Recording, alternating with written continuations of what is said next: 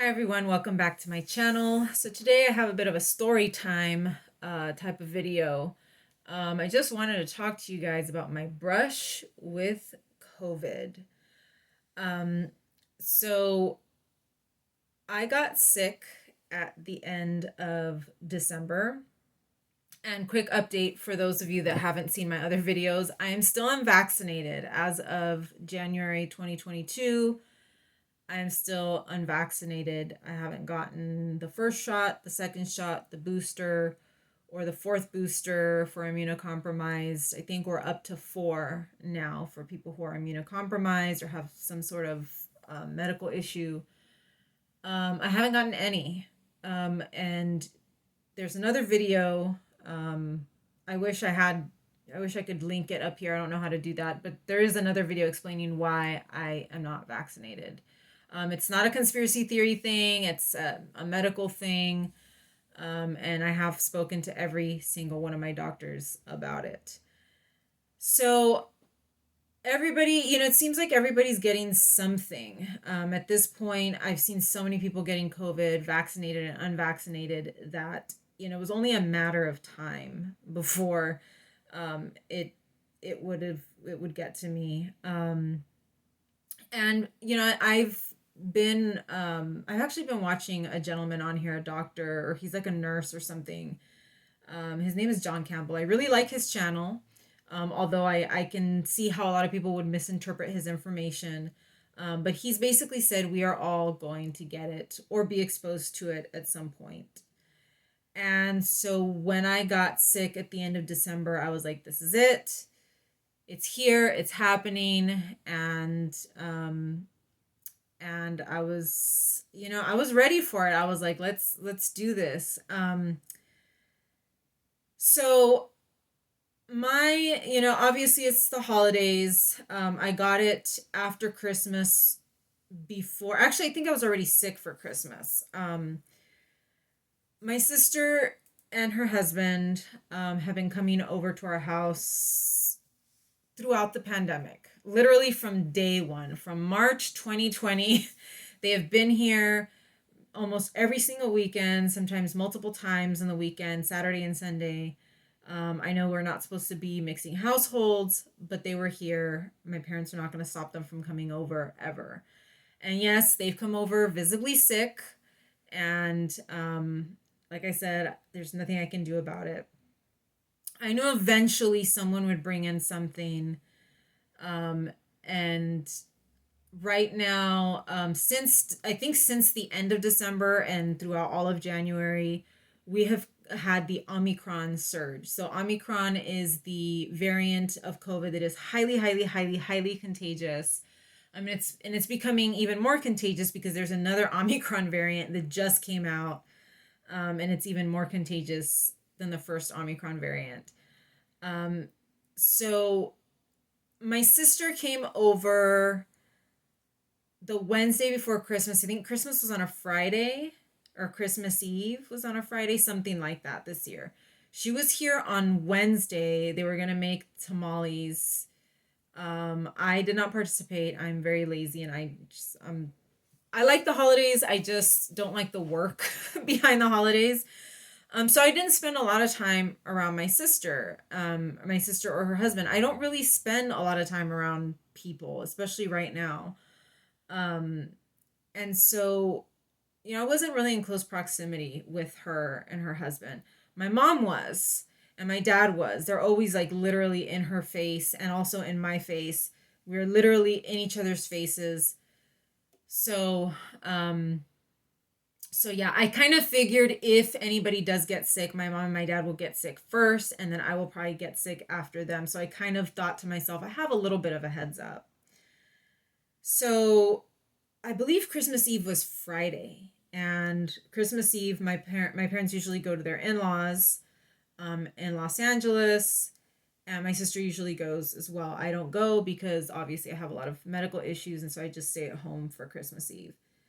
Um, my sister calls my mom and lets her know that she's sick and that her husband is sick, and they won't be going. They were both really sick, runny nose, that kind of thing.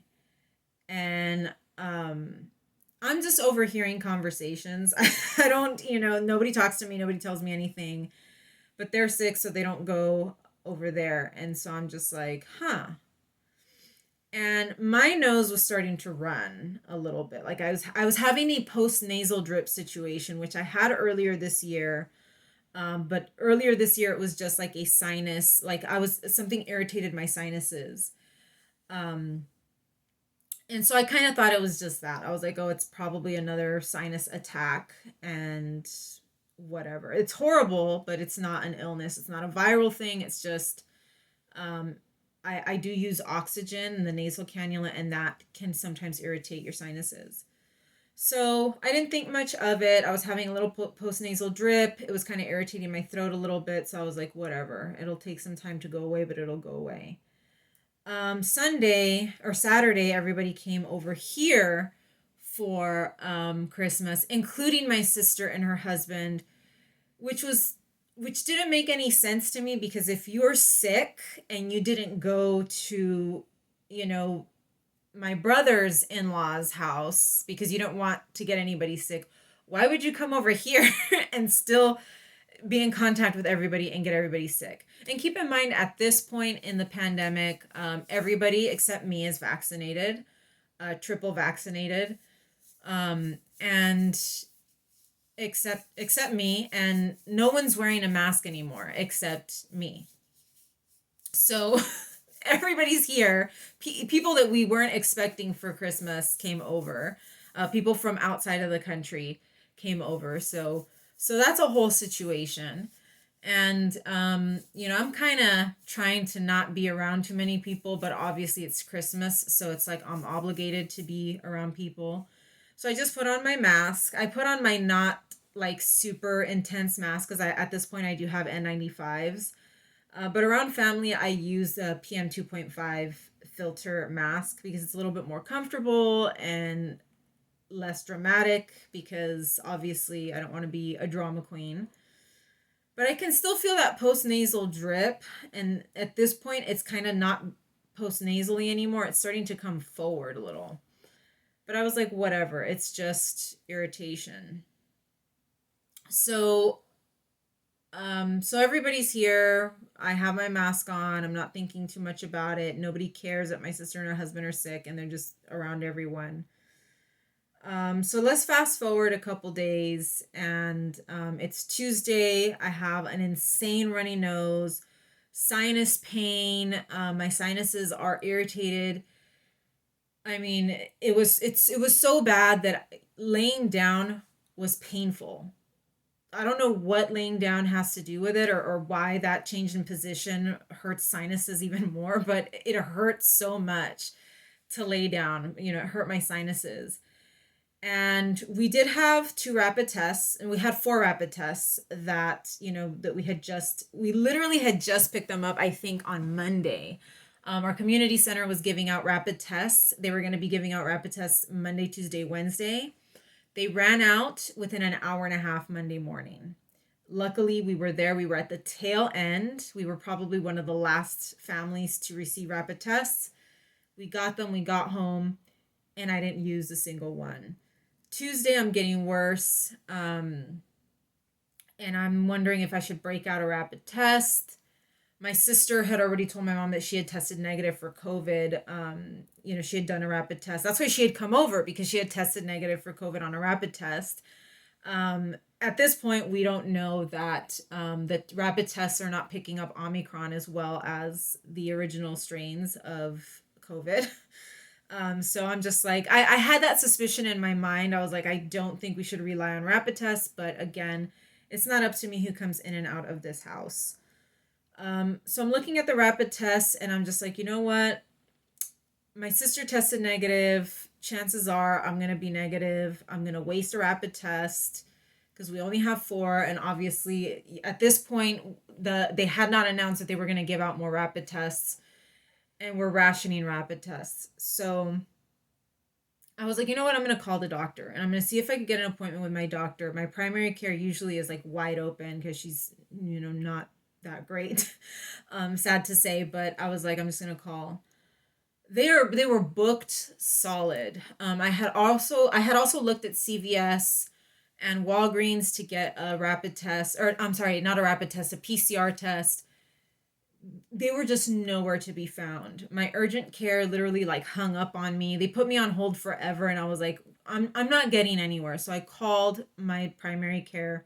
My primary care is booked solid, but they said, look, we have a PA that's on duty right now. We can get you an appointment with the PA tomorrow morning, or they said tomorrow at like 11. I said whatever, let's do it. It was Wednesday morning.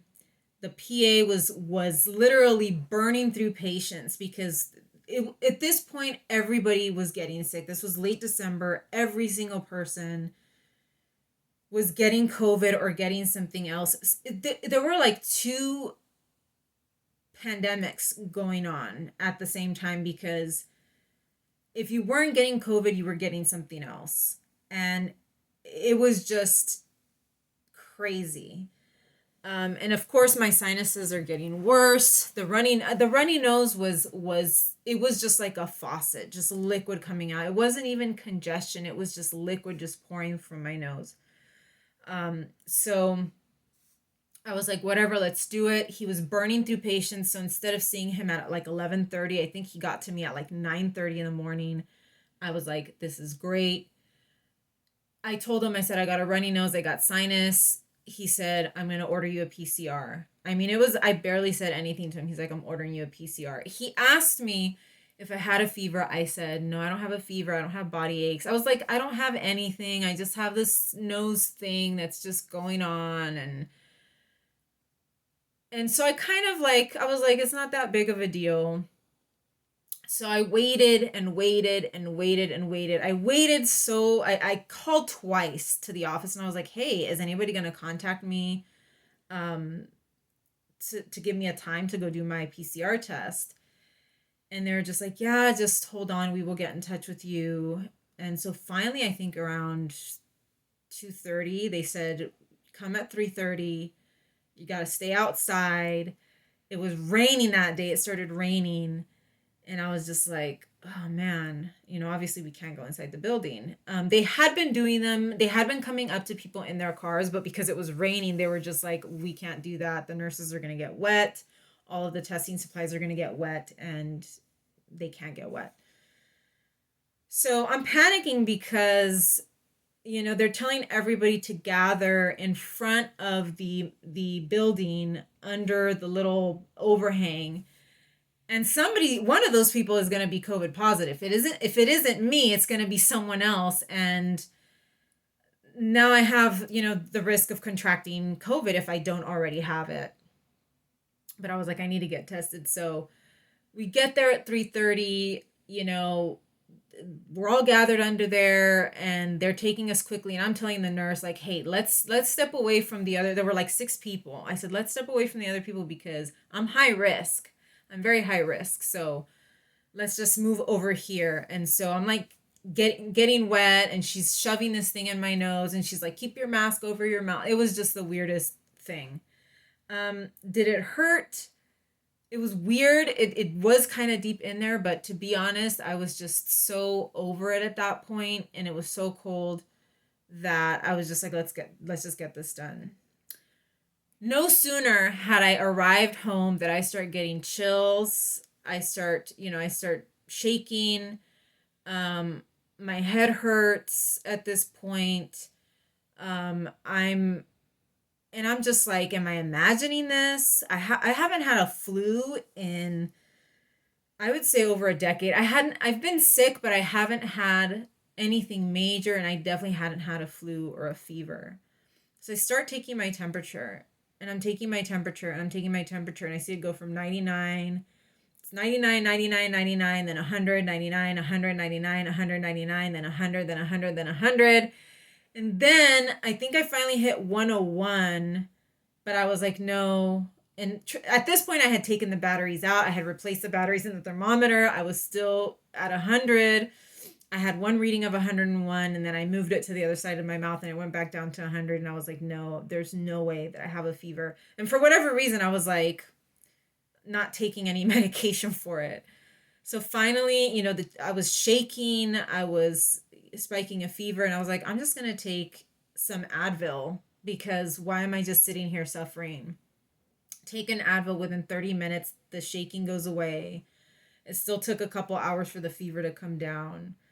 Um, and at that point, I was just like, I must have COVID. Like, there's no way. And I don't get my results until the next day. I think it's like a minimum of 24 hours. So I was like, I'm not going to get my results until 3 p.m. the next day or 4 p.m. the next day. So if, I do have hydroxychloroquine. I'm not a proponent of hydroxychloroquine or ivermectin, but I do have hydroxychloroquine. I was given specific directions by my doctor on how to take it, but I don't know what I have at this point. And from what I had heard, COVID really wrecks your sense of smell. I could smell everything. My sinuses were hurting, that, so painful, but I could smell. And at this point, to the Omicron, it wasn't clear what symptoms the Omicron was causing, but I had heard that they were different than regular COVID symptoms. Fast forward to the next day, I tested negative for COVID. So apparently, I did not have COVID. I just had, I guess, the flu. Within 24 hours, I was feeling better. I didn't have a fever anymore. And it still took a few more days. So it was like 2 weeks beginning to end, from the beginning of that postnasal drip to the last of the runny nose. The panic, though, it was scary, but I was kind of hoping it was COVID because it actually wasn't that bad and I was just ready to get it done and over with. I'm not entirely convinced that it wasn't COVID, because everybody was getting sick. My sister got it very, very mild. She got the runny nose very mild, and she's triple vaccinated. Her husband got it worse than her, and he was single vaccinated with the Johnson and Johnson, which we know doesn't cover Omicron as well. And then, of course, I got worse than they did, and I was completely unvaccinated. So that's why I'm not convinced that it wasn't COVID, but they tested negative and I tested negative as well. So I can't say for sure that it was. I was in a panic because, as you know, I was scheduled to do exosomes, and you have to stop your IVIG 2 weeks before exosome treatment. And the 2 weeks began the weekend of New Year's. And so I was sick I think, through New Year's. And so I had to stop New Year's weekend. I think I had to stop the weekend before that. And being actively ill, I knew I needed to continue my IVIG because the IVIG was going to help me fight off whatever viral situation I had. And I know it was a virus, because I had the fever and all of that. So it was a viral thing. And even though it's not COVID, my sister was like, you're fine. You don't have COVID. You don't have that. When you're somebody that has a chronic illness, whether it's an autoimmune illness or something like Lyme disease or lupus, any type of viral situation, even a bacterial infection, is going to make things worse. And so I was fully aware of the fact that even though the flu was going away, there would be repercussions coming. And sometimes it takes a while. Sometimes it can take, a few weeks or, a month or so to see what the consequences of this infection were going to be. So I knew I had to at least do one more IVIG until I completely cleared my symptoms. But I was terrified because I still had to stop 2 weeks before the exosomes. And if you don't know what happened with the exosomes, there's another video called the Exosome Saga. Go and watch that. It was just more stress on top of stress on top of stress. But I tested negative for COVID. That was about a month ago because it is the end of January right now. So I was dealing with the flu at the end of December. It is the end of January. Today is the last day of January 2022. And so far I'm okay. I haven't been great this whole month, but you will hear about that in my exosomes videos. But I'm fortunate that I survived whatever I had. Um, but I know at this point that I can still get COVID, and that more than likely I will at some point. I know that that's the theory right now. It's going to become endemic. It is milder, from what I've been hearing, but again, when you have a chronic condition, what is mild, really? But I just wanted to tell you guys that story because it was a wild, wild story. And it was a roller coaster of emotions. But I'm still here, fortunately. It was not that bad. It was a mild flu, I guess. And I don't know, and it's all good, I guess. So yeah, just wanted to share that story with you guys. I hope you are all okay and you're staying safe. And be safe out there because it's still going around and it's going to be with us for good now. So, yeah, take care of yourselves, like and subscribe, and I will see you again soon.